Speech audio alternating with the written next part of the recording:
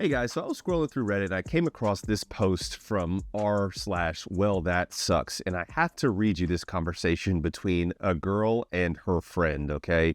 Now, this is the boyfriend reading the conversation. So his girlfriend says, a man can't change his height. Her friend Megan says, unfortunately, tall men got big egos, like huge. And then her friend says, and big.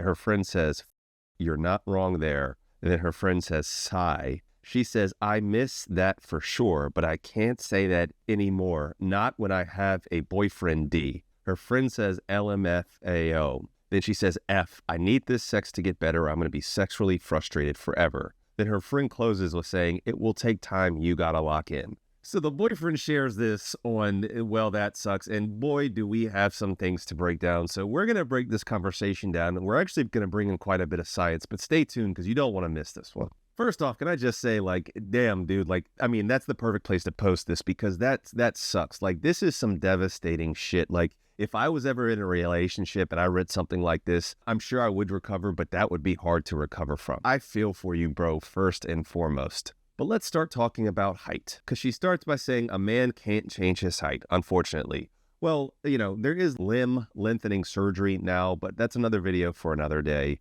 But generally speaking, no, you can't change your height, at least in a safe and effective manner. But then she says, tall men got big egos, and then her friend says, and big. Is that a factually true statement? Well, honestly, not really, okay? And so there's actually data for this. And so there's this study I referenced quite a bit of time. It's called Am I Normal, where they broke down several different studies and looked at different penis sizes and other anthropomorphic qualities like height and shoe size, etc., to determine what correlates with actually basically penis size. So when it comes to height and flaccid length, there was one study that found flaccid length to be moderately significantly correlated with height, and 3 studies found weak correlations. Basically what they are saying is that there's decent evidence that there is a mild correlation between how tall you are with the size of your flaccid penis. Now, when you look at stretch flaccid or erect length, there was a study that found height to be more significantly correlated with stretched length, and 4 studies found a weak correlation with erect or stretched length. This does not clear data, so this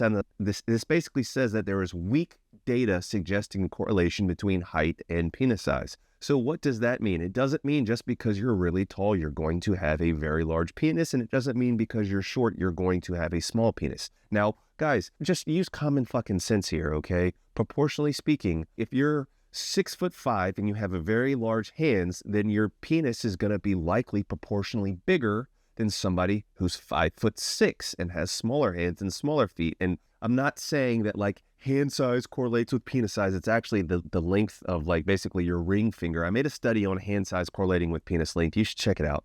But the point is there's very weak correlations. Now, the comments section in this actually gets very interesting. So even though this post got taken down, you should still read the comment section. It's very entertaining. Here, there's a comment section, and it says that Moonlit Jade says, I want to jump in and tell the men here. So I dated somebody who was 6'7", a real 6'7". Poor boy knocked his head on every ceiling fan. He was average, exactly average. A very large guy with a very average penis. The largest was a guy my height. He was 5'6", the scrawny AF guy that I had to hook up with. And oh my gee, he made corn stars look small. 11.5 when erect. No joke. He was very proud and of course had a ruler to prove it. And guess what? The worst sex I've ever had. He thought that big junk was all the lady needed. No, it was excruciating. The VJ is not a never-ending tube.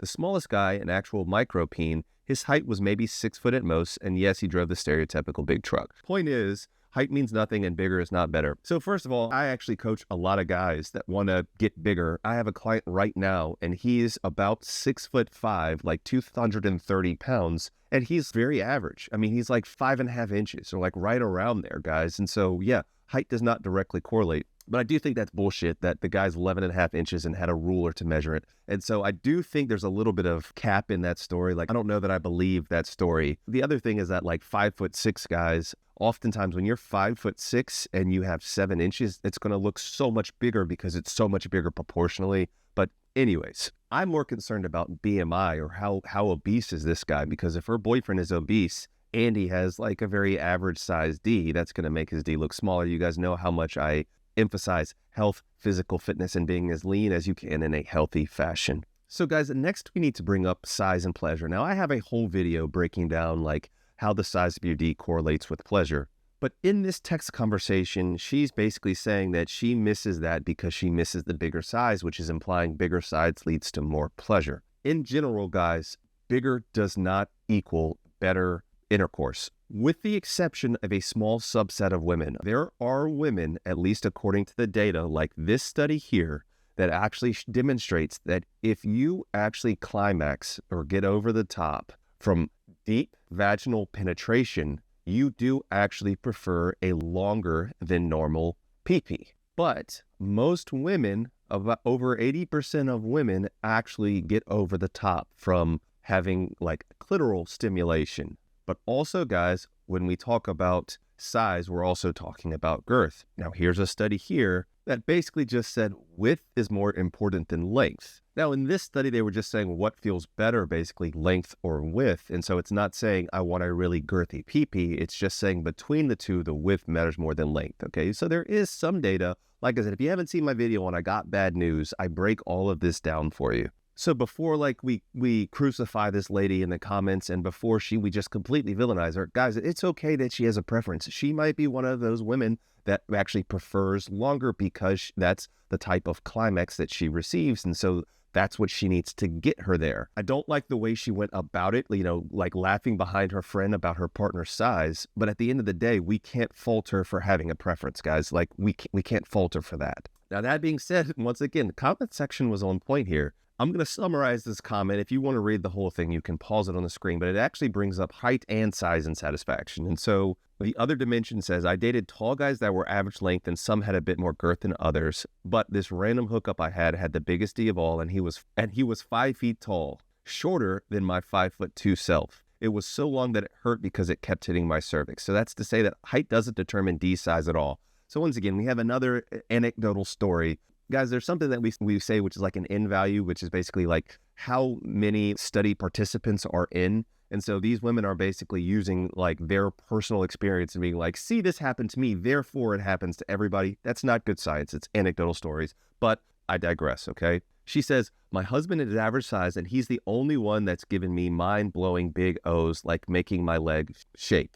She says it's all about effort and listening to what your partner likes. And guys, that is so true. The thing that I do this guy for is that even if he might not have the biggest pee-pee, if he is not doing everything he can to bring her the most pleasure possible, that's on him. There's even this comment here that says 80% tongue, 20% penetration, and you're golden. And that's a really good rule. I mean, in general, it's just saying like you have to focus on making sure you do everything you can to turn her on and to get her over the top. And I don't think this guy was doing that. And so that's a big reason why he got clowned, because if this chick was satisfied, if he was knocking down like all the right spots and making sure to treat her right and listen to her needs, she wouldn't have this conversation, or the conversation would have gone like, all guys have big peepees. And then she would have been like, yeah, but this guy, even without one, makes me get over the top harder than everybody that I've ever been with. So guys, next we have to address this boyfriend D. She says like, oh, not when I have a boyfriend D, like almost like it's a bad thing. Guys, in almost like all of the stuff that I came across, women prefer the boyfriend D. For those that don't know that term, okay, watch my video on the ideal size. I'll put up a little article here where basically a screenshot talks about like a boyfriend D, something that's not too small, but definitely not too big. It's something that you can go home to every night and like have on a regular basis, and it's not going to leave you sore, and you can do it without any problems. And guys, there's actually data to support this. So I talk about the 3D study where they use models, and I'm going to put the screenshot on the screen once again. But the ideal size for a long-term relationship, according to 3D models, was about 6.3 inches or 16 centimeters in length and about 4.8 inches in girth, okay? Yes, that is slightly above average. And in this, they're talking about non-bone pressed length, meaning what you can visibly see being 6.3 inches, which is significantly bigger than average, which is 5.5 inches bone pressed. But you can control how lean you are, even if you don't think you can control how big you are, which you can increase that. But the point is, that's what they prefer in the study, and that's almost what a boyfriend D is, okay? Average or maybe just slightly above average. And guys, one thing that I don't think it's talked about enough, or at least I didn't see it in the comments, is don't go looking for problems if you're not willing to face it. This guy was snooping through his girl's phone. Why was he doing that? Okay, that's not okay. In my opinion, that's a violation of her privacy. So what triggered him to do this? Was he just insecure and was like, oh, I'm going to search through my girl's phone conversations? I doubt his girl would just like leave her phone up with this conversation open. So he went looking for it. I have a video. It's called like, Stop Asking This. But it's kind of like asking that girl, like, am I your biggest? Like, I could see this guy doing that and be like, hey, am I your biggest? And she's like, oh, no, I dated a guy that was bigger than you. It's just one of those lose-lose situation. You look like an insecure little bitch boy if you ask that question. And then, depending on how she answers it, you either think she's lying or she lies to you, and there's just no good that can come from it. Some of these comments are like, oh, it's just locker room talk. These two girls are just laughing like about it. I have never had like locker room talk where I'm like very disparaging against like my girl, especially any of her physical attributes. I know girls talk about size, but in my opinion, that's a toxic AF girl if she's going to be like, my guy has just a boyfriend D and I miss the big Ds. That's not cool. That's not bringing up your partner. And I don't think that's a good way to talk about your partner. That's just not healthy in my opinion. You kids these days with your Tinder and your one night stands and all this bullshit, like, I don't think you know what quality partners are like, but that's, leave a comment. Hink, you're just an old man, STFU. But I do relate to this one guy here. It's good talent force. He said, my old millennial just logged in to respond to this. And he says, there is locker room talk, especially when people are talking to their friends for a very long time. And the person who is happily in a relationship feels a little bad for them. So they joke around and say crass things to make them feel better. Once again, I disagree with that. But her friend actually switched sides and gave some good advice and says, it gets better, you got to lock in. Translation, they were 100% joking and her friend was giving the, okay, you made me laugh, but he's seriously a great guy. You should hear what married women say to each other about their husbands. You kids would have a heart attack. So once again, I disagree with that. I've been with my girl for a very long time now, and I've certainly never talked disparagingly, unless I'm just venting about like little that she does that like irks me. But I'm not like, oh my gosh, I wish it was tighter or anything like that. I like to think at least that she hasn't been like, oh my gosh, this Hink guy, he's such a douchebag, or which she probably does say actually. Or like, oh man, like I wish it was bigger, or something like that. I just can't see her doing that. She always tries to lift me up and I try to lift her up, even when talking with friends. I think this relationship is over. Like, I don't think you can salvage this relationship for multiple reasons. Number one is actually from the guy snooping through her phone. If he doesn't trust her, or if he's too insecure, like whatever the reason for doing that, the relationship is over. It's not sustainable, okay? And number two, and he even mentions this in this comment here. Didn't expect this to blow up. Thanks for your kind words and insight. She realized something was off. Finally, she pushed it. I told her. And then she said, that's old. It doesn't matter. I want you, not him. You're amazing. You're perfect. That stuff doesn't matter to me. It's not important.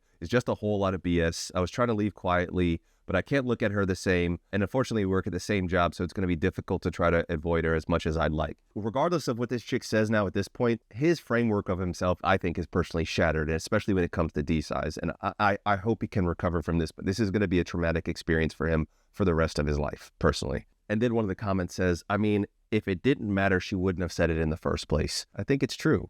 I think it's talking on a larger point that she's not satisfied. That is the bigger issue rather than his size. She could be very satisfied even if they weren't even having penetrative intercourse. And I do have to applaud the friend one more time. At the very end of this, she says, you got to lock in. And like my video with Eden from Erotic, it is on the woman primarily, in my opinion, to make sure that she knows her body and knows herself and she has a successful encounter. Like, yes, it is on the men as well, but if she's frustrated, that's on her for not maybe suggesting what to do differently or how to do things differently. I'm going to pull a Joey Swoll. You need to do better. Mind your own business. But she does need to do better. So guys, that's going to do it for this video. Before you bounce, just leave a like. Let me know what you think about this. In my opinion, this situation is not redeemable. This relationship is done, period, the end. So guys, don't go looking for problems if you're not going to like the potential answer. What would be a much better thing is if he sensed something was up, to just talk to her about it and say, hey, I've noticed that you seem a little sexually frustrated. Like, let's talk about this. What can we do? Or the girlfriend saying like, look, sweetie, I'm very frustrated sexually. We need to figure out something differently. Instead of behind her friend's back. Like, that's not cool. And especially trying to make it seem like his size is the issue rather than their communication and their bond in general. And my guy, if you're watching this video, I do talk about a lot about enlargement, okay? It is scientifically possible to enlarge the size of your penis. I have a full pumping playlist. I have a full extender playlist going through the actual science behind it. I also have a course I put on over 1.5 inches in length because I was incredibly insecure about the size of my penis. And now I have a much bigger PP and I'm much more secure about myself and life is good. So if you're interested, course link is in the description. So guys, that's going to do it. Just remember, you are enough just as you are, okay? So my guy who posted this, like, you are enough, man. You still need to maximize yourself. You still need to be the best version of yourself. And I do think there's some work you can do behind the scenes to become a better lover, but you are enough. So don't let this F you up for life. And you are so much more than the size of your D, guys. All right, that's going to do it for this one, guys. Peace and love. Dr. Hink got the plug on the health, yeah. Got you thinking about your wealth, yeah. In his office, no stealth, yeah. Pinnacle of that below the belt, yeah. Checks and balance, he's managing. Working miracles, no damage. Got you covered, no panicking. Steady calm. In the clinic, no vanishing. Yeah, with Doc Hink, it's the way back.